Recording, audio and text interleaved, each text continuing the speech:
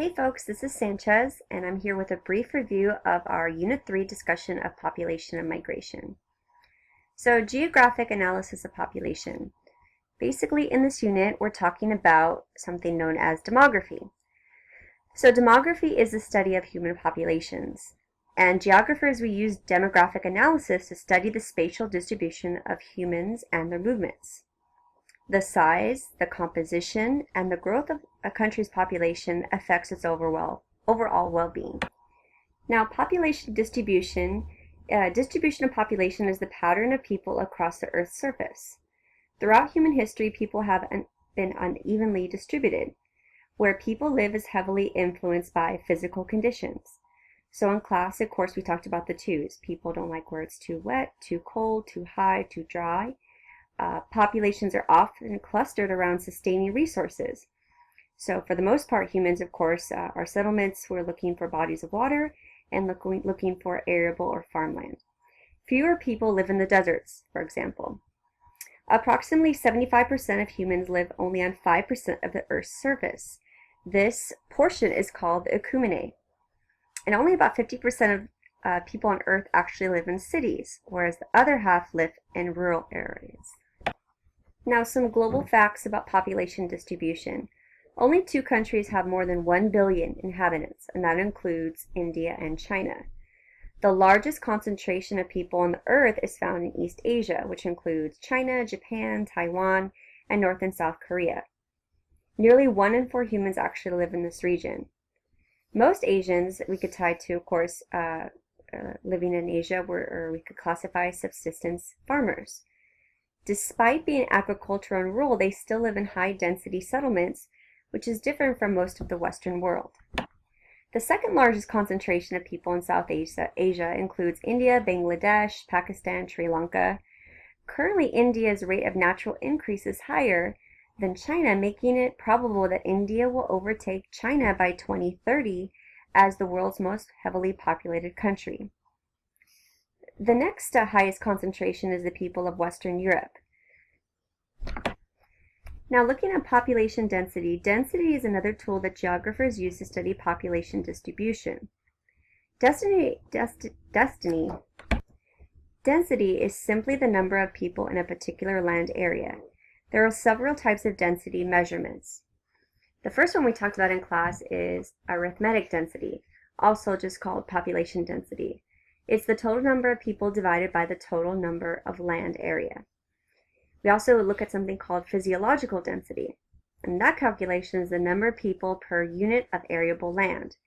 This is helpful to analyze the amount of farmland available in the region. So for example, the physiological population density of the US is 340 people per square mile versus Japan's is 7,000 people per square mile. This indicates that farmland in Japan is much more scarce a commodity given its population and the land resources available. The last one we use to calculate is something called agricultural density, and it's the number of farmers per unit of arable land.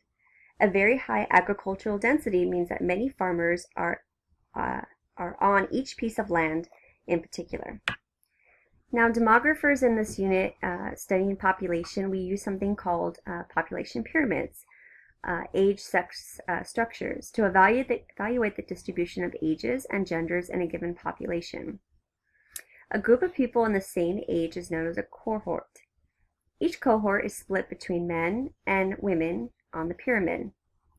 Now, if you look at the screen, again, the wider the base of the pyramid, the higher the percentage of young people exist in that particular population.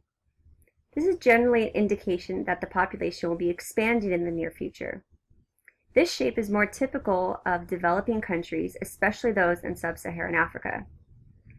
The more top-heavy a pyramid, the higher the percentage of elderly people in the population. This condition is referred to sometimes as a grain or an aging population. A population having more middle-aged and older people than young, that could be a general sign that the population might be eventually shrinking, as in the case of Italy or Russia. Now, a population pyramid can also help predict the future growth of populations.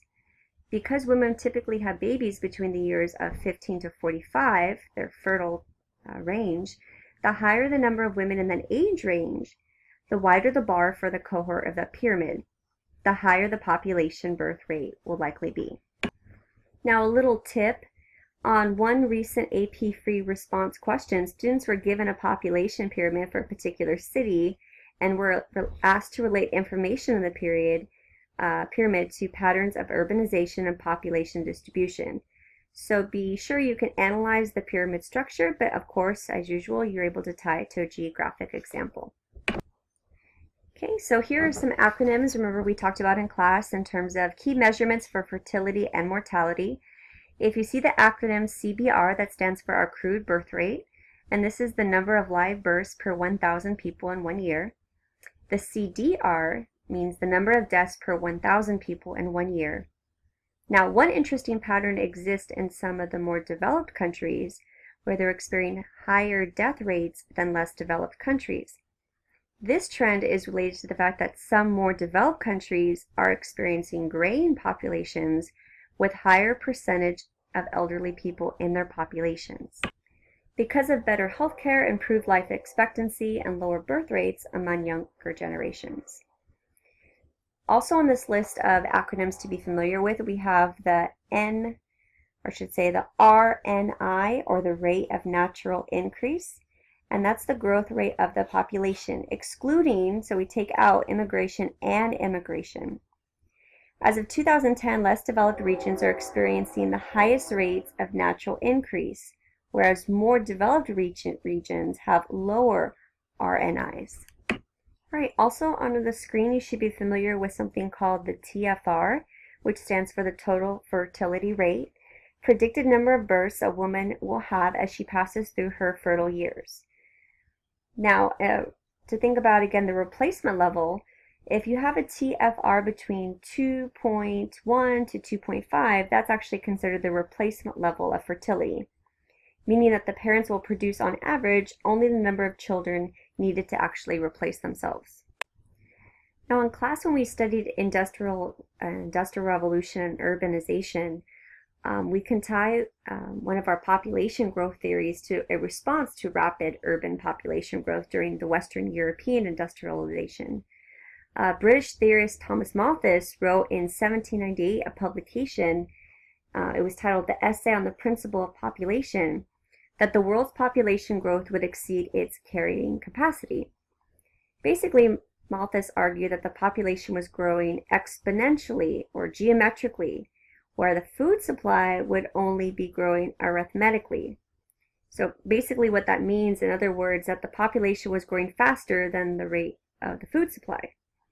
So Malthus is going to advocate for something he calls positive checks on population, such as things like birth control and, more specifically in the 1700s, celibacy. So he would also have warned that there'll be a series of what he calls negative checks on population growth, such as starvation, disease, and plague. Malthus was also a minister, so part of his argument was based on the moral issue that people should abstain because it's the morally correct thing to do. He linked population in part to immortality. Now, of course, looking at critics of Malthusian theory argue that Malthus failed to predict the agricultural innovations that we talked about during the agricultural revolutions, and then later on the Green Revolution, that would actually increase the rate and the quantity of food production. So when we talk about the Green Revolution, we talk about hybrid seeds, we talk about GMOs, genetically modified foods. More modern contemporary advocates of Malthus would call for regions not to exceed their carrying capacity. All right, in this unit we also talked about population policies. So we have something called pronatalist, or you could annotate expansive population policies, by which a government wants to promote the reproduction of bigger families. So one example of this could be a tax break for families with children. That would be an example of trying to encourage families to have more children and give the rewards for reproduction. And then we also have something called antinatalist, which I want you to be familiar with the term restrictive population policies. This discouraged the reproduction and try to reduce the population growth rates. So some things governments can step in and do. Number one, they can offer tax breaks and rewards. We also saw a lot of you were able to tie to China's one-child policy, which basically punishes families for having more than one child. Remember, we just see that China is now changing that, where we're allowing 2 children, so it's very interesting to see how that will affect China's population growth. Now, talking about China's one-child policy, we also saw something known as a female infanticide, where basically female children in particular were singled out to abort or kill because in the Chinese culture, many of their preferences, a male child was preferred. So when you see something like that, these very harsh antinatalist policies, that can actually contribute to imbalanced sex ratios, when the number of males is unequal and outnumber the females. And that is a major problem in regards to marriage and future population concerns within China. All right, and here is our old go-to. Definitely, hands down, must know, must review the demographic transition model, aka our DTM. This is a geographic model that explains and predicts changes of population or demographic growth.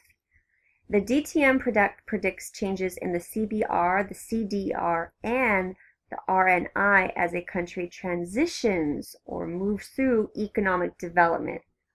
So when we're looking at models like Rostow's development model, definitely have to understand how the DTM factors into that. It's basically based on this assumption, talked about how models have basic assumptions, that economics drive demographic changes and that all countries will pass through 4 stages of demographic transition. Now the first one is our stage 1. So in stage 1, we have the CBR and the CDR extremely high in stage 1, thus creating a low RNI. The CBR and the CDR fluctuate, though minimally, because it could be disease or famine or war. Most people in stage 1 countries are subsistence farmers. And this stage is also known as stationary or equilibrium because the CBR and the CDR are nearly equal. They're not really moving in this case. Now, all countries have progressed past stage 1, largely through the diffusion of medical technology from more developed countries in the late 20th century, including the medical revolution. All right, in the stage 2, the country is still agriculturally based, but starts to become more commercialized. You can see on the chart that the CBR is stationary, still high, and the crude death rate is falling pretty rapidly. So this accounts for the fact that we have a more stable food supply, we have innovations, we see an increase in standard of living conditions, which equates to a higher life expectancy. We also see in stage 2 an increase from rural to urban in stage 2. All right, stage 3, we have more moderate growth. The CBR, the crude birth rate, begins to fall because families decide to lower their birth rates by responding to changing conditions, such as, like I just mentioned, moving to cities to work in the factories, improve health conditions, which cause children to live longer. Women also have more opportunities in industrializing economies that often characterize stage 2 conditions. And because the rate of natural increase is actually decreasing, but still greater than 0, thus the population is still actually going up and expanding in size. So most Latin America and Asian countries still remain in stage 3 in that moderate growth. All right, and then last but not least, we have the stage 4 of the DTM. This is where the crude birth rate is going to fall and it meets the crude death rate at equally low levels, thus again kind of creating that stationary status again. Because the birth rate and the death rate are reaching that equilibrium, the rate of natural increase stabilizes at a lower level and close to a 0 population growth. Now, some demographers would propose that there's actually a 5th stage that would demonstrate a graying population. Most part, the AP exam is going to make sure you know stage 4 for sure, but be comfortable to understand that there is a potential stage 5. All right, we'll go ahead and call that a wrap on the first half of our population review lecture, and go ahead and stay tuned for part 2.